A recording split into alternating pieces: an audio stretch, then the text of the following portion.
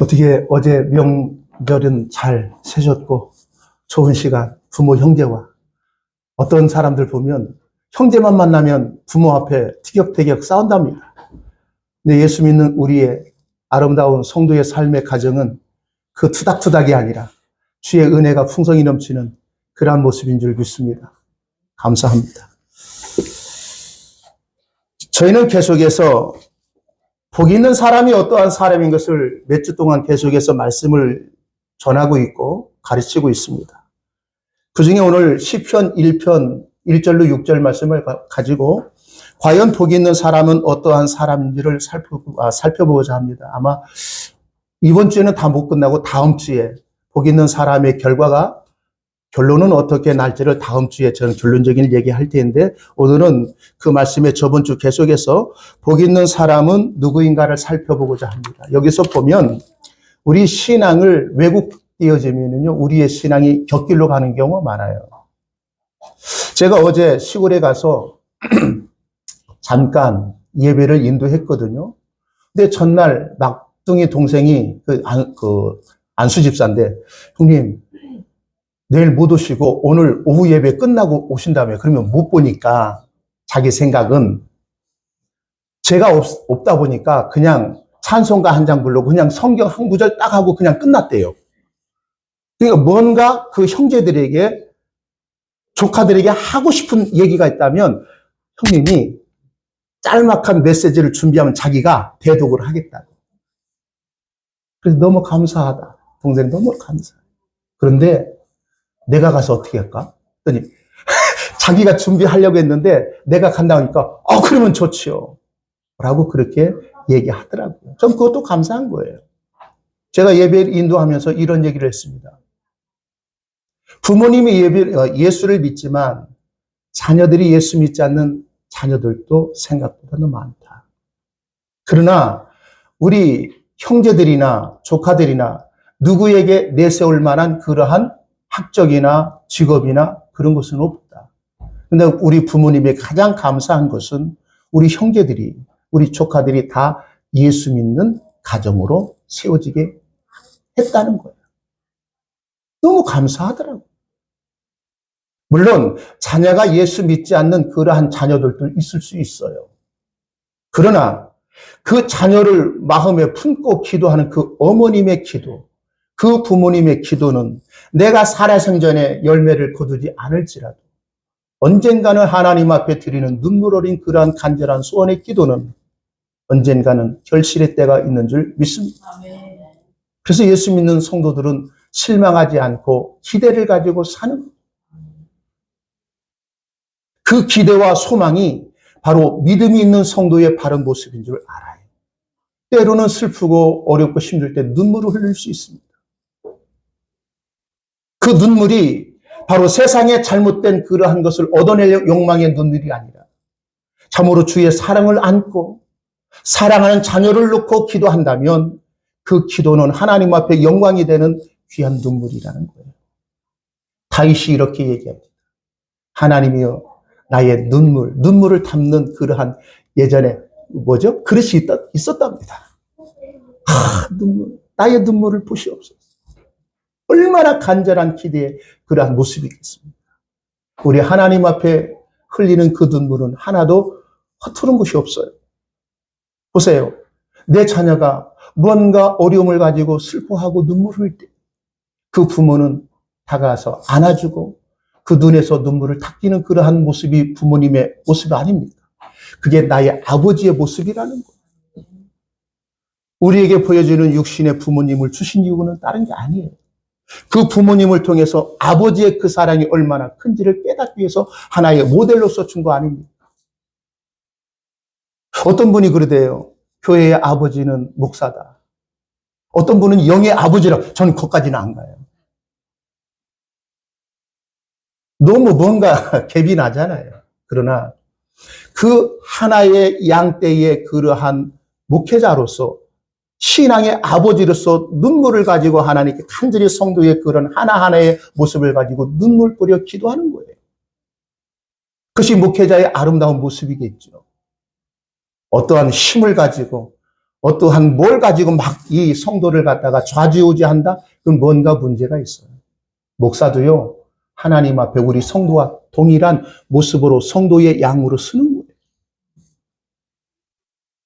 목사를 교주같이 떠받들면 큰일 납니다. 물론 말씀을 먹이고 말씀을 전하고 바른 길로 인도한다고 하는 그 자체는 우리가 존경할 만한 그러한 모습은 있어요. 나보다도 뭔가 많은 일을 해서 훌륭한 사람이라고 인식을 할 수 있지만 그 예수의 자리에 그분을 앉히면 안 된다는 거예요. 제가 어떤 선배 목사님이요, 은퇴식에 갔거든요. 근데 은퇴할 때 보면 그 은퇴할 때에 축사를 많이 하잖아요. 이 목사님은 목회할 때 이런 일을 했습니다. 너무 했어. 그랬더니 제가 딱 앉아서 그 축사하시는 목사님 두 분이 있었는데 있지도 않아요. 예수님보다 훌륭하게 사셨더라고. 은퇴하신 그 목사님. 해도 너무 하더라고요. 물론 훌륭한 것은 칭찬하는데 우리가 들어도 이건 예수님보다 훌륭한 삶을 사신 거예요. 아니에요. 우리의 삶의 모든 삶의 중심은 예수 그리스도 그분밖에 없어요.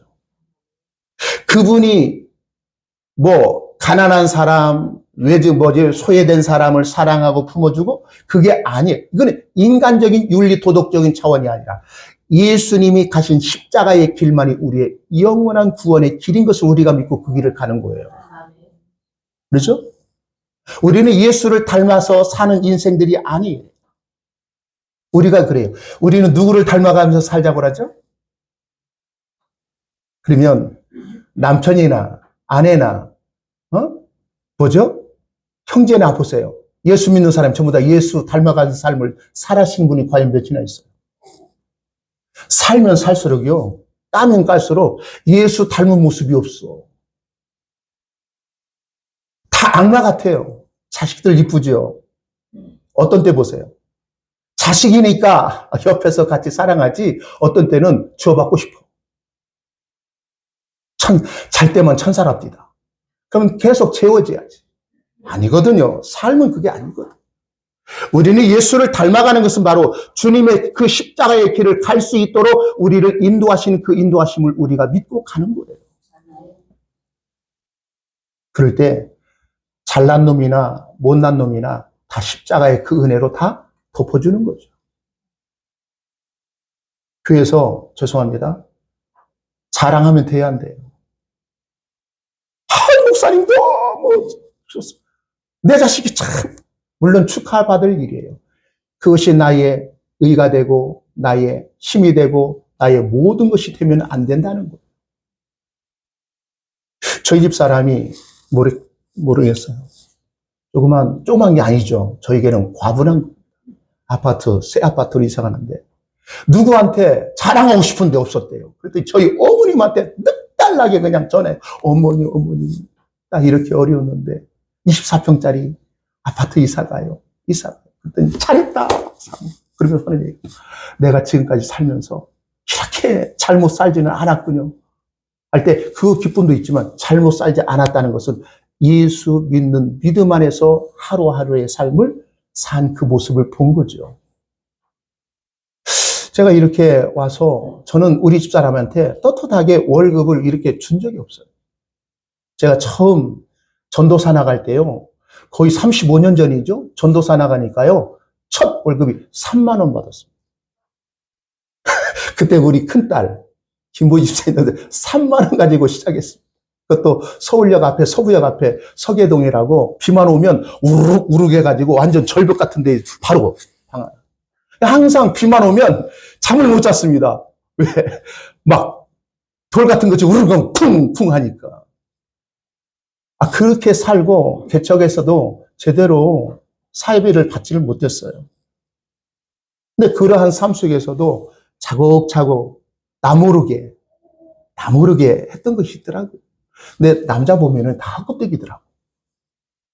아내가 잘 돌아야 그 가정이 살더라고. 아내들한테 감사해야 돼. 저는 그렇기를 못해요. 말만 그런 거죠.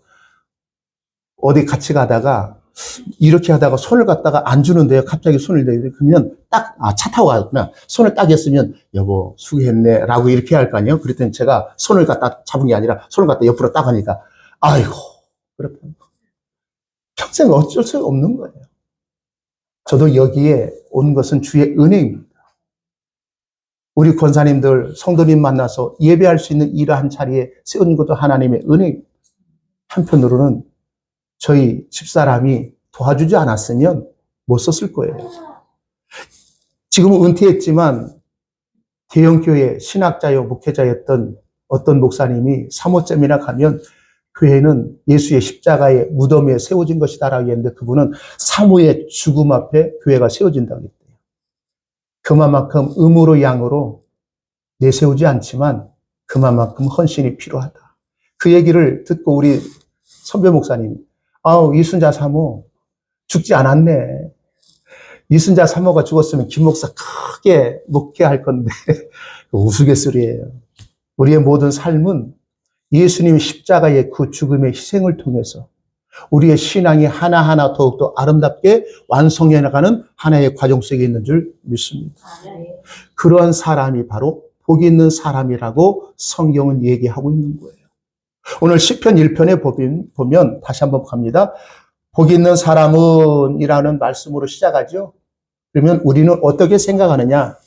복 있는 사람이 되기 위해서는 악인의 꾀를 쫓지 아니하고 죄인의 길에 서지 아니하고 오만한 자리에 앉지 아니하고 오직 여호와의 율법을 즐거워하여 그 율법을 주하로 묵상하는 삶을 살아내는 사람이 복 있는 사람이 될 것이다라고 얘기해요. 저는 물론 그럴 수도 있지만 저는 인간의 행위가 우선이 아니라 하나님의 은혜가 우선인 것을 저는 늘 얘기하고 싶어요. 제가 그랬습니다. 오늘 시편에 보면 정확하게 오 복이 있는 그 사람이요 라고 감탄하고 있다는 거예요. 이거는 감탄으로 시작하는 거예요. 이 감탄으로 시작할 때에 마태복음 5장에 보면 어떠한 말씀이죠? 우리가 잘 알면 팔복이 나오잖아요. 복 있는 사람은 이렇게 산 사람이 복이 있다라지 않고 복이 있기 때문에 이런 삶의 모습이 나타나더라라고 예수님이 얘기하고 싶은 거예요. 자, 그럼 묻겠습니다. 우리 권사님들, 성도님들, 내 자신이 하나님 앞을 볼 때 복 있는 사람입니까? 복이 지질이 없는 사람입니까? 왜 대답을 못했어요? 네, 그렇죠. 그럼 묻습니다. 당신은 행복합니까? 불행합니까? 예수를 모르는 사람들은 행복의 기준이 첫 번째, 젊은 사람, 돈이다. 젊은 친구들 20대, 30대, 40대 보면 영끌족이 있다는 얘기. 영혼까지 끌어다가 투자했는데 지금 그냥 막 있잖아요. 그 친구들이 지금 어렵다는 거예요. 말은 못하고. 또 조금 나이 드신 분들은요, 저희 이게 세배를 갖는 저희 장모님이 딱 세배를 하니까 뭐니 해도 건강이 최고다. 건강을 잃으면 아무것도 아니에요. 그래서 건강. 물론 그것도 맞는 얘기예요. 돈이 있어야 우리가 나이 먹으셔도 내가 할 때에 할 도리를 할 수 있어요. 근데 마음만 가지고는 안 되잖아요. 우리 조카들이 많다 보니까요. 이번에는 많은 세뱃돈을 못 드리고 조그맣게 그냥 이렇게 봉투에다. 그전에는 이렇게 줬거든요. 근데 이게 안 되니까 봉투에다 다 넣었어요. 우리 동생들도 봉투에다 다 넣었대요. 만약에 저희 형님은요. 세뱃돈 주는데요. 봉투가 아니야. 딱 넣으면 딱 하면서 딱 내는 거 한 장 있죠. 당당합니다. 우리는 그렇게는 못하니까 하얀 봉투 사다가 거기에 넣었는데 물론 우리가 살다 보면 물질의 풍요로움, 그는 하나님이 주시는 하나의 은혜의 축복일 수 있어요. 또 건강, 하나님이 주시는 은혜의 축복의 하나의 결과일 수 있어요. 그러나 건강하지 못하고 경제적인 어려움이 있을지라도 그것은 나에게 저주가 아니라는 사실을 아세요. 예를 들어서 제가 얘기해요. 우리는 이 땅에 살면서 하나님이 나에게 각자 주어진 삶의 몫이 있어요, 없어요? 있지요. 저 같은 목사로 살아가도록 하나님의 선한 인도하심이 있고 우리는 이렇게 성도의 어떠한 모습이 있지만 나 의사, 나 변호사, 나 대통령. 자, 그러면 그러한 삶으로 너는 이 땅에 살도록 하나님의 은혜 가운데 세워졌다면 좋은 자리입니까? 천한 자리입니까? 예를 들어서 주님, 너는 이 땅에 살면서 평생 빌어먹다 와라 하면 할렐루야 하고 그 자리에 있기를 원하는 사람 한번 손 들어보세요. 하나도 없죠. 그러면 하나님도 이 땅에 와서 어떤 힘이 있는 대기업의 회장으로 살다가 와라 하면 할렐루야입니까? 놀렐루야입니까? 아닙니까? 할렐루야 쌍손을 들을 거예요. 왜? 대기업 회장하면서 예수 믿는 사람으로서 많은 일을 할 수 있잖아요. 딱 예수 믿어가 이렇게 잘 됐다. 예수 믿어라 할 수 있어요, 없어요? 근데 하나님은 각자의 삶의 몫이 있어요. 그러면 너는 평생 예수 믿다가 빌어먹고 거지로 살다가 오라면 할렐루야 그게 하나님의 뜻이면 그 뜻대로 살겠습니다 라고 그렇게 아멘할 사람이 과연 몇이나 있겠네요. 예를 들어서 거지 나사로 어떻게 살다가 마지막에 죽었어요. 평생 부자 대문 앞에서 우리말로 빌어먹다가 그에게 찾아오는 것은 개입니다. 유대인들의 개는 부정한 짐승입니다. 개가 핥는 겁니다. 말 못할 그 개가 옆에 있는 겁니다. 많은 사람으로도 조롱을 받았을 겁니다. 근데 그는 죽어 영혼을 아브라함의 품에 안겼다고 그러지 않습니다. 그가 뭔가 했는지 몰라요. 가난하게 살았기 때문에 거주로 살았기 때문에 천국 갔다라고 성경을 보면 안 돼요. 근데 그 나사로라는 이름 속에 복음이 담겨 있는 겁니다. 나자로, 여호와의 은혜, 은총이라는 겁니다. 하나님의 은혜를 알고 살아가는 자가 복이 있는 자예요. 오늘 또 이 자리에 나오게 하신 것도 하나님의 은혜로 나온 것 아니겠습니까? 어떤 때 길을 가다가 어떤 사람이 불쌍한 그러한 모습으로 내 눈에 보여졌어요. 그때 그 마음이 주의 사랑으로 했다면 그를 도울 수 있다라면 그것도 바로 하나님 앞에 은혜 받은 자의 복된 삶을 살아가는 성도의 모습이라는 거예요. 오늘날 교회가 쌈박질만 하고 있습니다. 목사와 성도가 부부간에 부모 형제가 왜 그렇습니까? 거기에는 예수가 없습니다. 주의 은혜가 없습니다. 자기 이권입니다. 부모님도요, 자식이 좋아하는 부모님은 이거예요. 부모님에게 잘하면 나에게 떨어질 콩고물이 있느냐 없느냐. 그 말이, 그 행동이 예수 믿는 성도의 가정 속에도 있더라는 거예요. 내게 있어서 부모가 쓸모가 있으면 그 부모에게 잘한다는 거죠. 쓸모가 없으면 뒤돌아본다는 거예요. 심지어는 그런 얘기합니다. 저 노인네 언제 죽어? 저는 어떤 남자 집사가 목사 앞에 그런 얘기합니다. 제가 당신 집사야? 집사 때 라고 하려고 했다가 저는 그 얘기를 안 했습니다. 저 혼자만. 우리는 착각이에요. 예수 믿으면 구원을 받습니다. 틀린 얘기는 아닙니다. 예수 믿고 구원받은 성도의 삶에 우선이 은혜 받은 자인 것을 잊지 않는다는 거예요.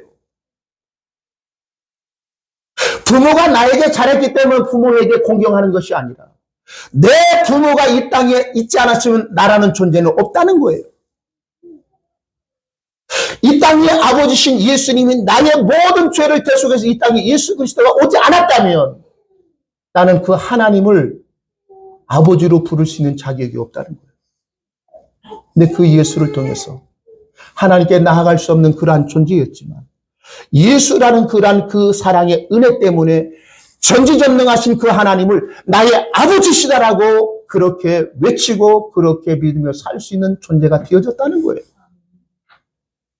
얼마나 감격입니까? 얼마나 큰 축복입니까?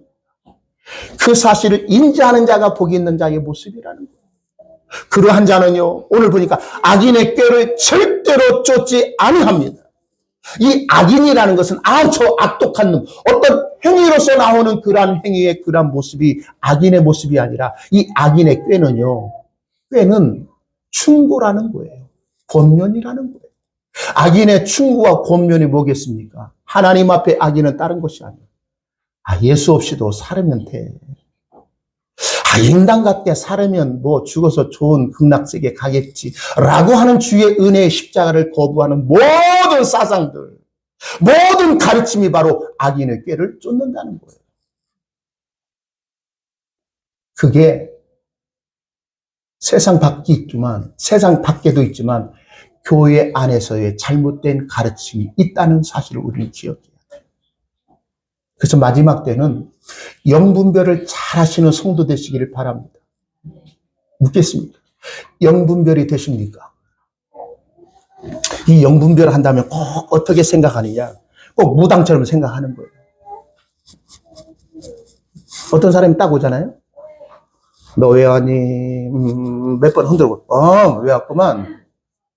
그리고 그 사람은 또 반말 버텨해. 젊은 사람이, 나이 많은 사람이, 너 왜 왔어? 이런 식으로. 교회가 또 그런 일을 하고 있다고요. 이것만 안 잡은 거지, 눈 살며시 감고 한번 기도 한번 해봅니다. 그리고 가만히 눈만 감으면 안 돼요.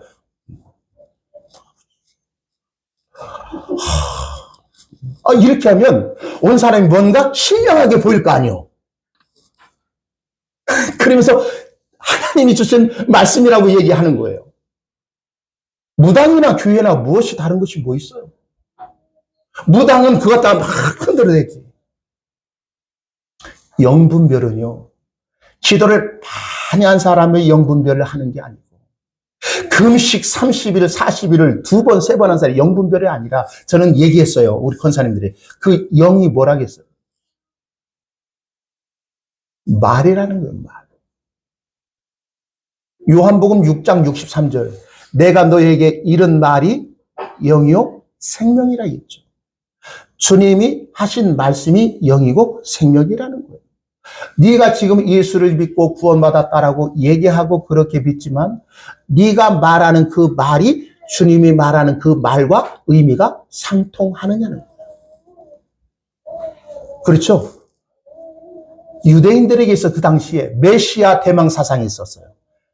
메시아가 오면 우리나라 이제는 좋은 나라 될 거고 다윗 왕국 같은 그러한 독립된 나라로서 정치적으로 경제적으로 힘이 있는 마땅한 나라가 되어질 것이다. 메시아 대망 사상이 있어. 메시아 대망 사상은요, 힘들고 어려울수록 그 메시아 사상이 있답니다. 우리나라 메시아 정도령 사상도 그래 나온 거예요. 정도령이 계룡산 밑에서 나온다. 정씨 가진 사람이 임금이 된다나 했다. 성경에도 그랬어요. 그러니까 예수님이 와가지고 내가 하나님의 아들 메시아다니까 미쳤어. 왜? 지들이 원하는 메시아 사상과 똑같지 않아요. 결코 그 메시아라고 하는 그분이 이 땅에 와서 힘을 주시는 메시아, 구원자를 원했죠. 근데 예수님이 십자가에서 힘있게 돌아가셨어요? 힘없게 돌아가셨어요? 힘없게. 성경에 보면 이 악인의 꾀는 곧 하나님의 은혜를 저버리고 인간이 인간에답게 살아가는 것이 하나님 앞에 합당하다라고 하는 모든 것들이 악인의 꾀를 쫓는다는 거예요. 그러면 우리는 복 있는 사람이라면 주의 은혜를 망각하지 않고 주의 은혜가 얼마나 큰지를 날마다 인지하는 거죠. 인지하고 끝나는 게 아니라 감사의 표가 있어요. 노래지요. 저희 아버님이 곧 이제는 생신이 두른다 해서 바로 밑동생이 형 알지? 5월 며칠 날 딱 날짜를 잡더라고요. 그랬더니 노래를 준비를 하래요. 노래를. 그래서 노래를 못한다 해서 우리 집사람한테 여보 2곡은 준비해야 돼. 네모까지 2곡 해야 돼 했더니 나는 못 부른대. 또 잘 부르는 사람 또 빼더라고. 저는 잘 부르면 내가 하지 라고 하는데 못한다. 준비하라니까 모르겠어요. 마음속으로 준비할지 모르겠어요. 그 동생이 그런 얘기를 하면서 어떤 얘기 하냐면 자기 신앙의 그러한 내면적인 고민을 얘기하는 것 같아요. 형, 그때는 형이요. 형, 왜 친하니까 형. 자기와 함께 같이 일하시는 장로님인데 열심히 특심이래요. 근데 한 달 노는데 성경 이독했답니다. 안 놀래시네. 한 달에 이독하기 쉬운 건 아니에요. 근데 성경만 그냥 쉴 때 그냥 봤다는 거예요. 열심히 특심이라는 거예요.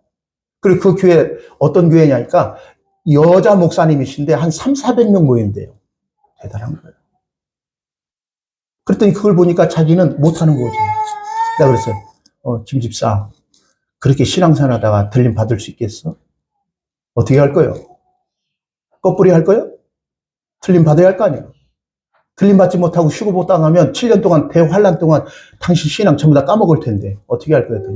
시무룩해요. 그래도 안수 집사예요. 시무룩하더라고.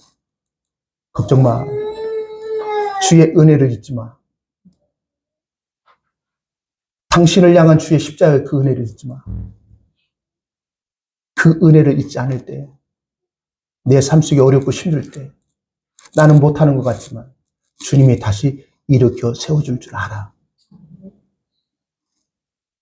당신이, 나는 당신하고요, 네가 하는 행위를 보지 말고 하나님의 아들로 이 땅에 오신 너를 향하여 한 그 사랑의 행위를 보라고. 그럴 때 나는 때로는 못했을지라도 다시 일어서서 이렇게 하신 그 하나님 앞에 콧노래가 나온다는 거예요. 콧노래 나오다가 갑자기 유행 가사 나올 수도 있어요. 우리 권사님들, 성도님들, 예수 믿는 사람이 유행가 부르면 돼야 안 돼요? 지금 트로트가 지금 열풍입니다. K 트로트가. 늦게까지 합디다. 12시 반까지 합디다. 어떤 폰이야. 근데 어떤 분은 예전에 그랬어요. 어떻게 사모님이 유행가를 부를지서. 근데 어떤 목사님은요, 지혜로워요. 교회에서 버스를 이제, 장로님, 권사님, 집사님들이 이렇게 여행 가잖아요. 큰 대형 버스 있으면 다 가면, 목사님이 한 곡 좀 뽑아야 할 거 아니에요. 양 권사님 뽑아야 돼, 안 뽑아야 돼? 뽑아야죠. 근데 거기 보면, 나는 예수 믿는다 해서 목사가, 하나님, 이 찬송 부르면, 난리라는 거죠. 우리 목사님 대단. 그런데 예수 안 믿는 사람들과 함께 그 교회 목사님이 지역을 섬기는 교회 목사님인데 어르신들을 이렇게 모시고 가요. 광역버스 하면 목사님 한 곡 뽑아주세요 하면 찬송은 아니잖아요. 왜? 예수 안 믿는 사람이에요. 그때 딱 18번 있대요. 안지나 소나 당신 생각 아니라 안지나 소나 누구 생각? 주님 생각하니까 목사님 최고. 이거 위트 있는 거예요. 네? 분위기를 살리는 거지. 제가 얘기합니다. 우리 성도님들이요. 어떤 분위기 있을 때 분위기에 초치지 마십시오. 꼭 초치는 사람이 있어요. 그래서 분위기에 휩싸이라는 건 아니에요. 저는 몰랐어요. 저희 집에 아파트 단지가 돌았는데요. 대부분 젊은 층이 많이 살아요. 젊은 아파트는 그러더라고요. 근데 그 아파트 바로 앞에 상가가 있는데 탄광맥주가 있어요. 저는 안 가봤어요. 그냥 왔다가. 근데 사람이 붐벼. 그랬더니 몰랐는데 여보 켄터키 프라이드 먹으려면 부르지 말고 거기 가서 켄터키만 딱 먹고 콜라 한 잔 딱 먹고 나오면 된다. 그랬더니 만약에 우리가 그렇게 들어가서 김 목사 거기 술집에서 나왔다 하면 저는 난리 납니다. 어디 들어간 거예요? 그 사람은 모르고. 목사가 어디 들어갔어요? 음료수가 아니에요. 탄광 맥주. 맥주 캐러 간 거지. 자, 보세요. 왜냐하면 우리의 시선이 왜곡된 시선이 되면 그럴 수도 있다는 거예요. 우리 예수 믿는 사람들은요, 위트와 센스가 조금 있어야 돼. 응? 예수 믿는 완전히 절벽이야. 이 얘기 듣지 말라고요. 삶의 어떤 가치관은 다를 수 있어도 그들과 함께함으로 내가 믿고 내가 살아가는 그 예수 사랑을 그들에게 보여주라는 거예요. 왜 예수 믿는 사람이 단절을 합니까? 왜? 그 사람들은 안 된대. 불신자는 안 된대. 아니에요. 불신자가 어떤 스님이 그랬다고 하잖아요. 예수 믿는 역사가 있었다고 하잖아요. 우리 둘째 사위 왔는데 둘째 사위하고 친구가 유학 갔다가 왔는 친구가 맥주 한잔 하는데 그 친구가 막 이 얘기 저 얘기 하다가 갑자기 자기가 불신자래요. 불신자인데 성경을 읽고 있대요. 성경을. 왜 그랬느냐? 같이 유학할 때 룸메이터가 있는데 선교사님이었대요. 이게 선교사님이 가만히 놔뒀겠어요? 안 놔뒀겠어요? 그 사람. 덜덜 묶은 거야. 예수 믿어야 한다. 예수 믿어야 한다. 예수 안 믿으면 큰일 난다. 그러니까 처음에는 막 싫었다는 거예요. 근데 거기에 딱 와서 이제는 부모님이 다 돌아가셔서 있는데, 성경? 세계 베스트셀러 책이 뭔 줄 아나? 했더니 성경책이라는 거예요. 그래서 성경책을 구입해가지고 성경책을 읽는데 너무 재밌더라는 거예요. 그랬더니 우리 둘째 사이가 친구도 알았겠지? 아버님이 목사인 줄. 그러니까 물어보니까 거기서 거기요. 둘째 사이도 거기서 거기요. 네, 처음 만나가지고 결혼하고 이제 신앙생활 했거든. 그랬더니 야, 이러기 때 둘이 얘기해. 야, 이제는 우리가 이 성경 얘기할 때, 이게 신앙 얘기할 때, 우리는 술 먹지 말고 깨끗한 정신으로 이제 서로 성경 공부를 하자 했대요. 그래서 제가 그랬어요. 야, 그놈이 그놈인데, 뭐 성경 공부하려면 조금 바로 아는 사람이 물어보면 대답하고 이렇게 가르치 하는데, 죄송합니다. 제 얘기는 않고 우리 집에 그놈이 그놈인데, 둘이 모르는 놈들이 뭐 궁금한 것을 물어보면 뭐 하느냐고. 그래서 열심히 성경 읽으라고 했어요. 근데 성경 읽어도요, 가르치는 스승이 필요한 거예요. 읽어도 이해를 못하면 거기에 필요해서 하나님이 하나님의 말씀을 바로 알고 깨닫고 인식한 그 목자, 스승을 세워준 거예요. 그것도 하나님의 은혜예요. 그래서 우리 권사님들, 성도님들, 목회자 잘 만나는 것도 큰 복이에요. 어떤 분은 목사님 막 괴롭힌대요. 부담이 너무 커. 뭘 부담 가냐? 말씀 때문에 내가 도전반에서 부담이 아니라 늘 돈 얘기만 한대요. 단에 썼다면 시작으로 끝으로 뭐? 돈. 그 부담 가지. 하긴 하나인데 못하는 것이 부담이죠. 물론 물질에 마음이 있다고요. 물질의 마음이 있다는 것은 주님 사랑합니다 할 때 그 사랑의 그 은혜가 있을 때 하지 말라게도 그 은혜 앞에 감사의 하나의 표로 나오는 것이 예물이에요. 강조해서 되는 게 아니에요. 우리가 진짜 어디를 가서도 누가 딱 생각나죠? 응? 내가 뭔가 음식을 먹고 맛있어 하면 맛있을 때 지 입으만 딱 두고 그냥 갑니까? 아니면 그 음식을 사들고 갑니까? 혼자 먹고 맛있었다라고 그냥 간 놈은 무언가 수상한 거예요. 생각나는 삶이 있잖아요. 들어야 안 들어요? 손에. 사랑하는 그 사람이 생각나는 거예요. 나와 함께하는 그 사람. 우리 주님이 그러한 모임이 되기를 주의 이름으로 축복합니다. 악인의 꾀는 바로 예수 은혜 없이도 인간으로서 인간다는 삶을 살아도 죽으면 좋은 데 간다라고 하는 그러한 사상들을 가르치고 우리는 그 길을 쫓지 않습니다. 주인의 길에 서지 않습니다. 주인의 길은 하나님의 목적에서 떠난 그 인생으로 살지 않습니다. 하나님의 목적이 뭡니까? 우리 인생이 사는 목적. 첫 번째가 웨스트민스터 신앙고백 소유리 문답이 있죠. 하나님을 뭐하고? 영화롭게 하고 그를 영원토록 생각만 하면 즐거워하는 거. 우리 권사님들, 우리가 생각지 않은 돈다발이 때로 들어오는 그 날짜가 있다면 기다리겠어요? 기다리지 않겠어요? 다음 주에 당신의 이름으로 된 통장에 10억이 들어온다 라는 얘기를 들었어요. 그러면 미친놈이 될까요? 안 될까요? 이번에 축구할 때 이번에 그 국대 대표 감독이 누구죠? 독일 크리스만. 그 크리스만의 장점이자 단점이 뭐냐? 항상 웃는 거예요. 이겼어도 웃고 져서도 와가지고 막 뭐죠? 할 때 막 웃으니까 대한민국 사람은 졌는데 막 웃는다는 거예요. 미친놈이지. 그래서 감독직 사표 내라 하잖아요.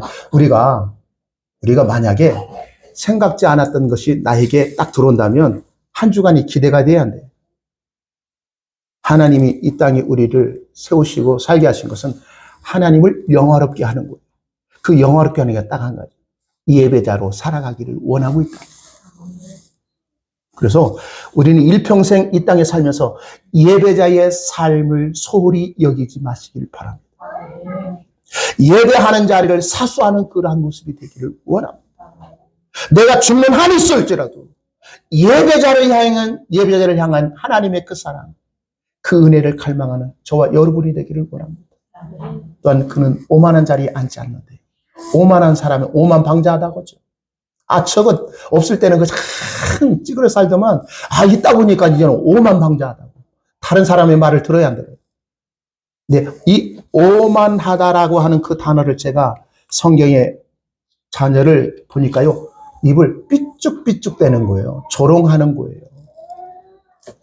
말을 맺는데, 오만한 자리에 앉지 않는다는 것은요, 예수 믿어야 네가 산다. 예수 믿지 않으면 안 된다. 라고 복음을 전하고 내가 만난 그 예수의 그 사랑을 얘기할 때 상대방이 너나 잘 믿고 잘 살다가 가. 입을 대빨이나 나와야 한다. 그리고 입을 실룩실룩 해야 해. 이게 오만한 자리에 앉는 거예요. 그 대표가 누가복음 23장인가요? 예수님이 십자가에 섰어요. 좌우편에 강도들도 있어요. 수많은 로마 병사들도 있고 이 유대 종교인들도 있었어요. 그때 십자가를 바라보신 예수님을 향한 그들의 입술이었었어요. 한결같이. 지가 메시아면 한번 내려와봐.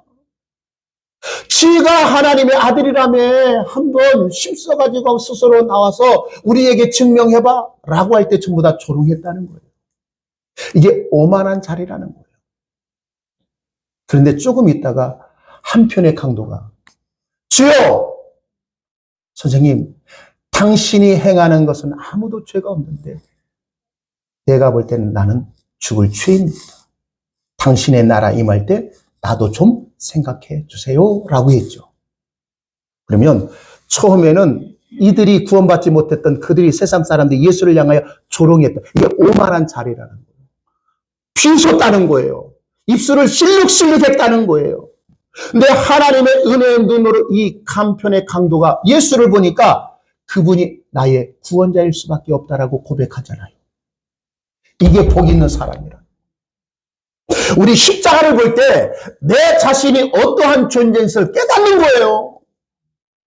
저희 교단은 특별히요, 이 강단에 십자가를 세우면 안 된다라고 교수님이 가르쳤어요. 어떤 후배가 그랬다고 하잖아요. 개척했는데요, 그 교회에 십자가를 걸었대요. 근데 어떤 권사님이 왔는데, 새벽기도 왔는데, 왜 교회에 십자가를 걸렸어? 이단이 아니에요. 그 다음부터 교회 안 나왔대요. 근데 그 권사님은 그렇게 배운 거예요. 교회 강단에 십자가 걸어놓으면 잘못된 것이다. 저는 십자가 걸었습니다. 대부분 많이 십자가 이제는 걸어요. 그 십자가는 우리가 하나님 앞에 어떠한 존재를 깨닫게 하는 거예요. 자, 카톨릭 십자가를 보셨어요? 그 십자가만 있는 게 아니라 그 십자가에 누구를 매달아 놨어요? 그 예수인데 저 같은 통통한 예수가 아니에요. 제가 얘기하죠. 여름날에 깨구락 잡아가지고, 에? 바닥에다 쳐가지고, 저는 죽어가지고, 빼싹 마른 그 예수의 그 모양을 가지고 있다. 왜? 감성을 자각하려고. 신앙은 감성이 아니에요. 신앙은 감정이 아니에요. 신앙은 철저히 지정의를 가지고 우리가 신앙생활을 그 자리에 써야 돼요. 뭘 깨닫는 거예요? 내가 하나님 예수 그리스도의 그 사랑 안에서 나는 큰일 날 뻔한 존재예요. 하나님을 대적하는 인생을 살다가 영원한 멸망의 자리에 쓸 수밖에 없는 존재임에도 불구하고 그 예수가 나의 모든 죄를 용서해 주신 하나님의 사람으로 살게 하셨다.